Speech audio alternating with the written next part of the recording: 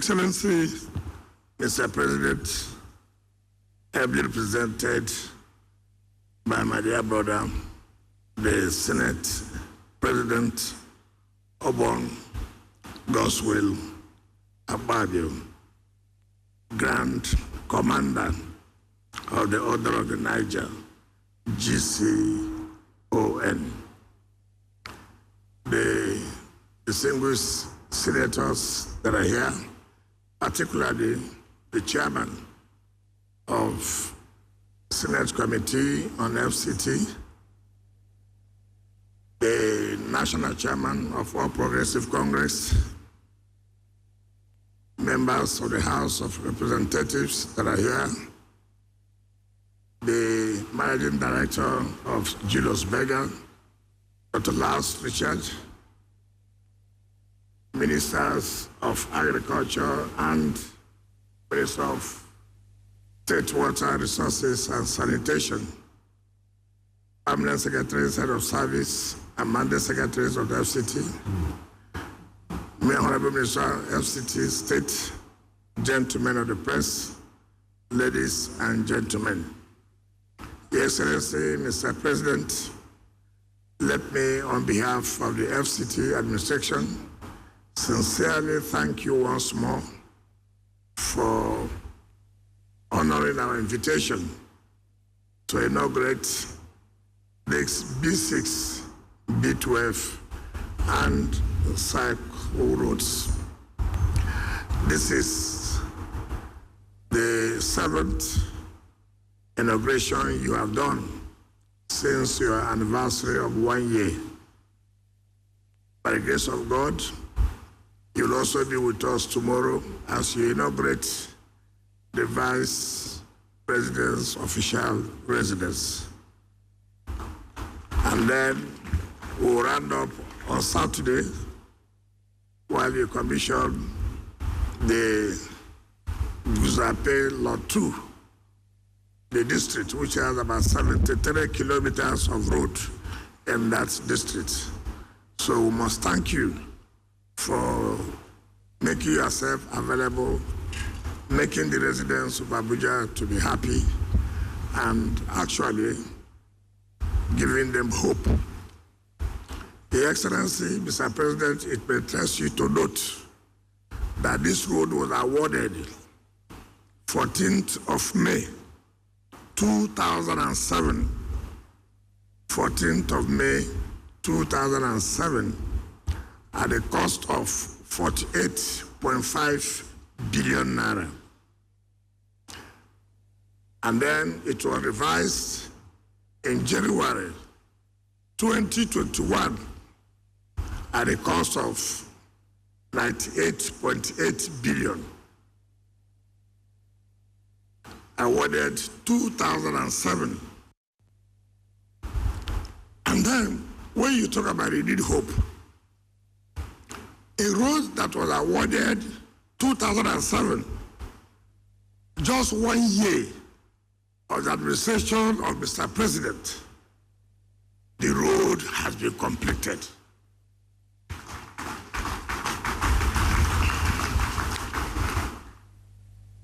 What other thing will we talk about? What is the renewed hope then? For those who know mathematics, 2017, how many years? I'm not good in mathematics. Maybe Chairman of Senate and Appropriation is there. He'll be able to tell us how many years? 17 good years. Today,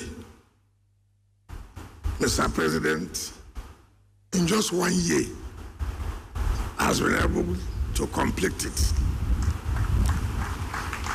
And this is what we are talking about. Leadership. Leadership is key. With the right leadership, you get the right results. Because we have the right leadership now, we are getting the right result. When Mr. President inaugurated us in August 21st, 2023, he gave the Honorable Minister of State and my humble self that marching on that every project that has not been completed, we must make sure that we complete those projects before we embark upon any new project. And that is why all we have been doing since is been completing all the other projects that were awarded by previous administrations from 2007 to 2010 to 2015 to 2019. And that's what this present administration has been doing. If you check our budget of 2024, our capital expenditure, 58% of our capital expenditure is focused on completing old projects. 58% of our capital expenditure is put for old projects, and 42% is now to enable us go on with new projects. And that is what is leadership, a man who is focused, because Mr. President is focused and he has given his directive that this is what must be done. And we're happy that we're achieving on that mandate. And all of us, look at a city like this, roads abandoned. But today, with the description of the Executive Secretary, Federal Capital Development Authority, you can see that you can tell from the airports are coming to the city. And this will, of course, reduce some of the traffic congestions that we always encounter within the metropolis. So thank you very much for your leadership. Well, thank you very much for your support. Because when we came, we asked Julius Berger, we had a meeting with them. Are you sure that, of course, you know Julius Berger, without money, no job. They don't play with it. And so we worked out the financial, this is where money will not be their problem. And they know, for them to have completed this job, you know that the cash was flowing.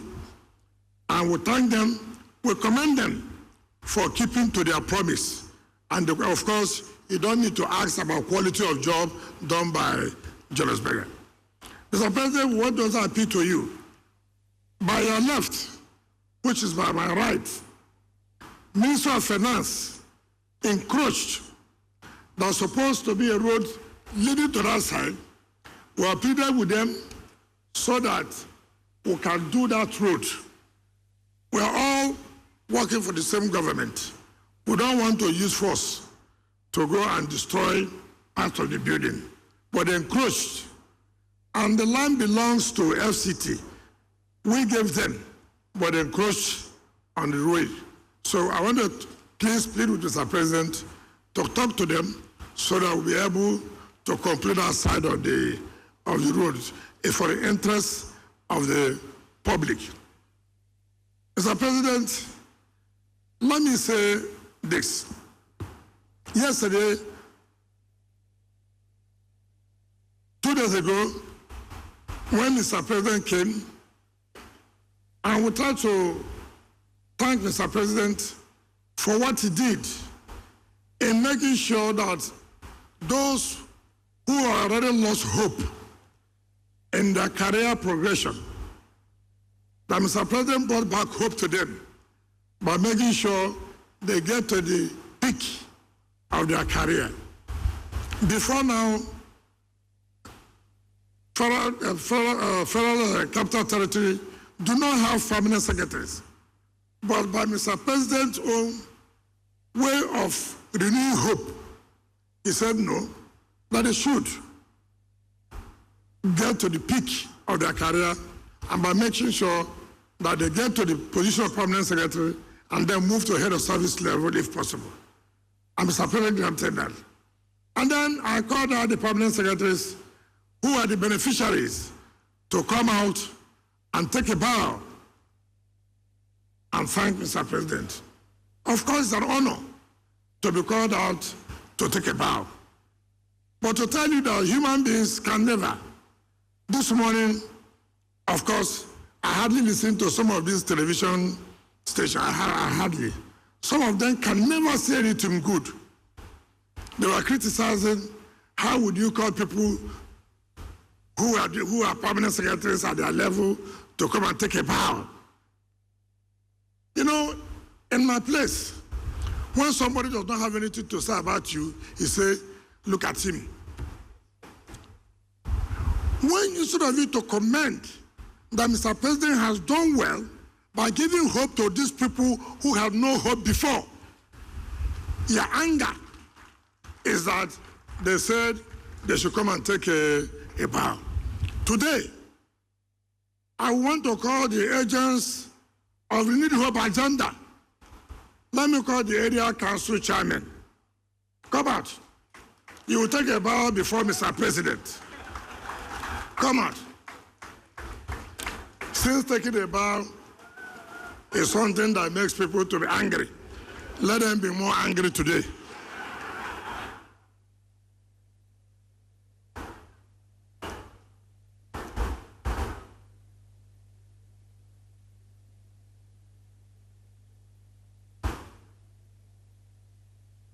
Come this way.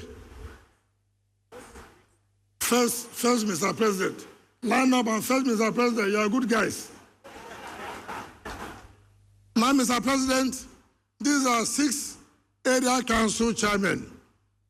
Mr. President, it's not about party. It's about the agents of Renewed Hope Agenda in the area councils. And they're doing well, working well with us. I want them to take a bow before you.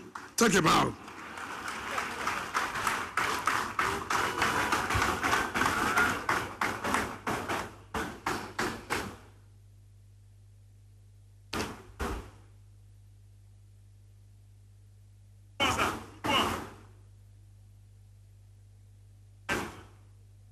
So, Mr. President, this is, Mr. President, for those who don't have work or what to say, I've given them another assignment to discuss now that they have taken a bow. Mr. President, we sincerely thank you for all your support, for all you've been doing for us, and that is why we are doing what we are doing, is because of your humongous support, because your robust support you have been giving to us. I thank you. And I also want to appeal to you that tomorrow is all there. You try as much as you can to commission or inaugurate your vice presidential residence, which is key. Something that was awarded since 2010 for a whole vice presidential residence. But with your determination, you said no. Your vice president must live in a place that fits of a vice president. On that note, I want to invite you to speak to us and then commission the B6, B12 Cycle Road. Thank you and God bless you.